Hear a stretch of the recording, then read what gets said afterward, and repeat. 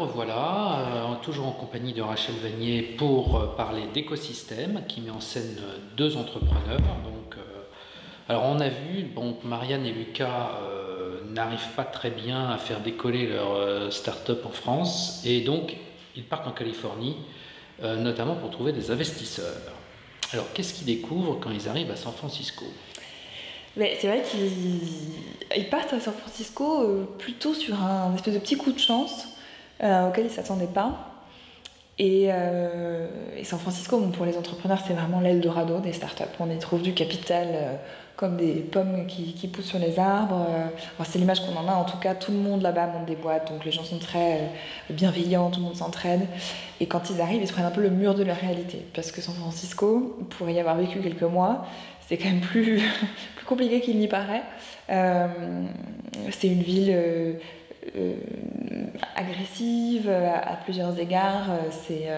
Il y a beaucoup de compétition du fait de cette omniprésence de l'entrepreneuriat dans la ville. Et le capital ne pousse pas sur les arbres finalement. Donc c'est très difficile pour eux de s'y installer, particulièrement pour Marianne. Qui avait des idéaux, qui idéalisait complètement cet endroit et qui est très déçu.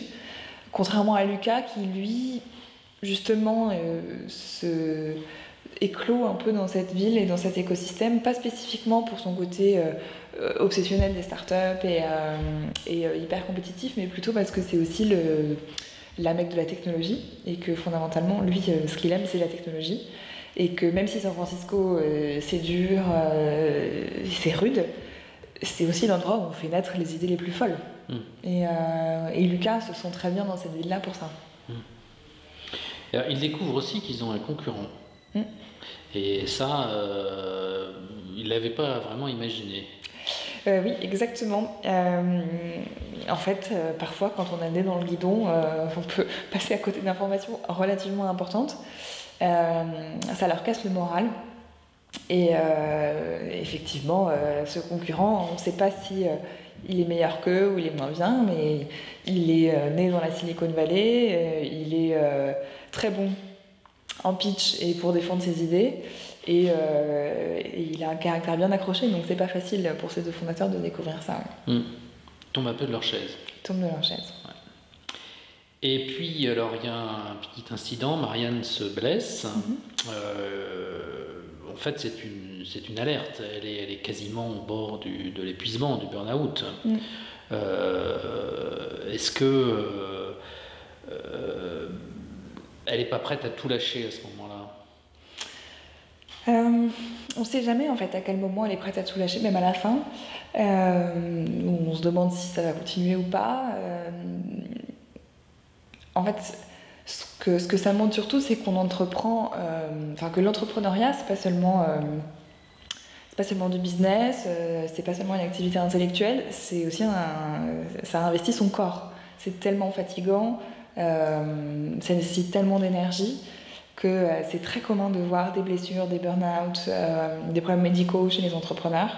C'est une problématique qui est de plus en plus prise en compte, mais en étant à San Francisco, j'ai rencontré beaucoup d'entrepreneurs qui me disaient oui, moi je suis à l'hosto toutes les 2 semaines et c'est une réalité que Marianne vit aussi. Et alors finalement ils arrivent à trouver un investisseur. Et qu'est-ce qui fait que celui-ci accroche à leur projet ? Eh ben,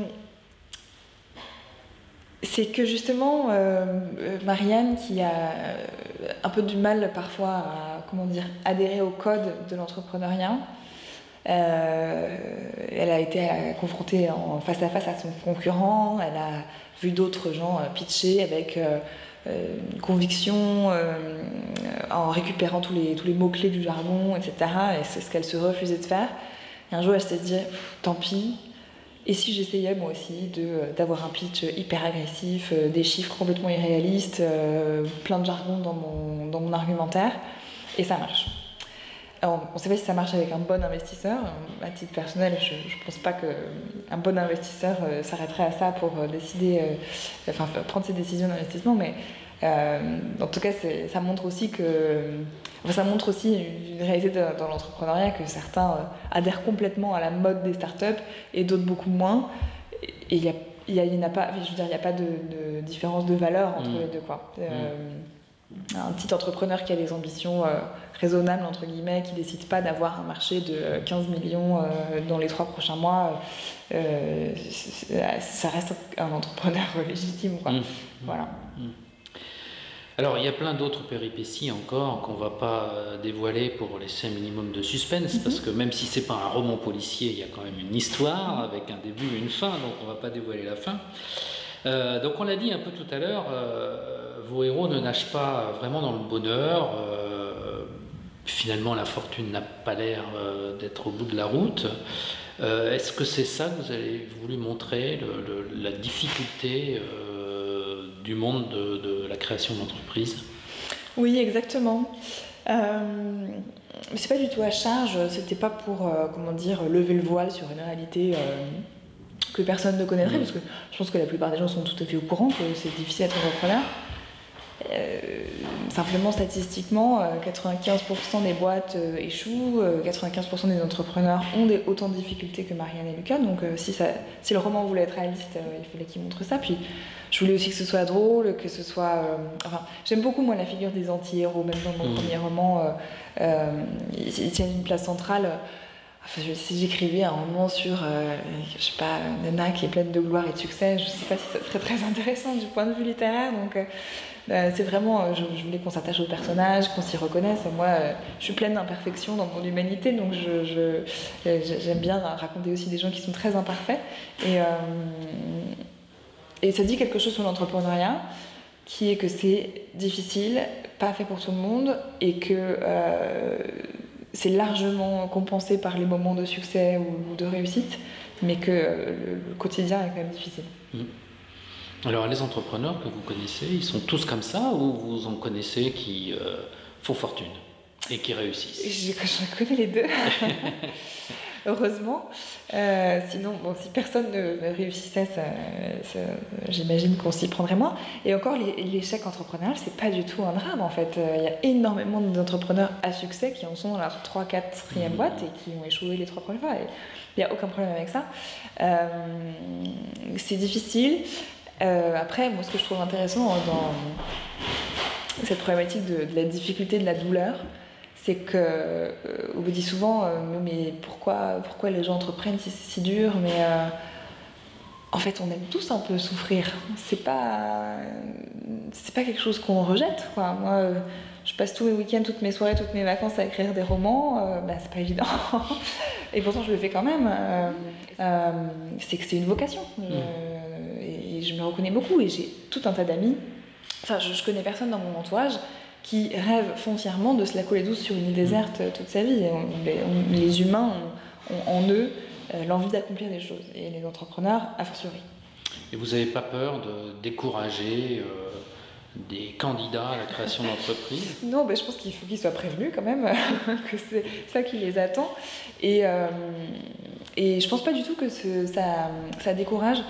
J'ai eu quand même, depuis qu'il est sorti, beaucoup de retours de lecteurs, des entrepreneurs existants qui m'ont dit, pour l'immense majorité, c'est génial qu'il y ait un livre comme ça qui sorte, parce que justement ça peint un portrait relativement fidèle du milieu, drôle, qui prend du recul, qui se prend pas au sérieux, et ça peut un peu éclairer les gens qui font pas partie de l'écosystème entrepreneurial. Et aussi il y a des gens qui font tout d'un autre métier qui m'ont dit: ok, ça a l'air dur, mais je comprends mieux pourquoi toi, tu es si passionné par les startups aussi. Donc, j'espère que ça transparaît, en tout cas. Je vous encourage, si vous êtes entrepreneur, à continuer. Moi, ce que je trouve aussi qu'on voit dans votre roman, c'est que la création d'entreprise, c'est d'abord une aventure personnelle. Puisque il me semble que vos héros, ou anti-héros, comme vous dites, ils vont d'abord mieux se connaître, je trouve, et puis à la fin de l'aventure, ils vont se trouver transformés aussi. C'est vrai. Ils passent vraiment, ils sont vraiment dans un grand 8 émotionnel, du début jusqu'à la fin. Et c'est en ça qu'en fait l'entrepreneuriat c'est très englobant. C'est pas du tout un business froid. On n'est vraiment pas là pour passer sa journée devant des tableaux Excel, mais la personnalité des entrepreneurs, les relations interpersonnelles entre les fondateurs, les évolutions de vie, c'est fondamental dans l'entrepreneuriat. D'ailleurs, les investisseurs vous le diront, eux ils regardent, enfin je veux dire leur métier est très psychologique, beaucoup plus que analystes financiers. Ils regardent vraiment la personnalité des fondateurs. Est-ce qu'ils ont cette espèce de grain de folie qui va les faire tenir jusqu'au bout, quoi. Très bien, écoutez, merci de cet entretien. Est-ce que votre prochain livre est déjà en préparation? Tout à fait. L'objectif sorti 2019. D'accord, donc toujours un roman, mais dans un autre domaine. Oui. Très bien. Et puis on espère que peut-être que vous aurez votre photo un jour parmi tous les écrivains français contemporains. Je vois Le Clésio, ou Olivier Rollin, etc. Donc Françoise Sagan, on peut vous souhaiter que ça. Merci, c'est une belle ambition en tout cas.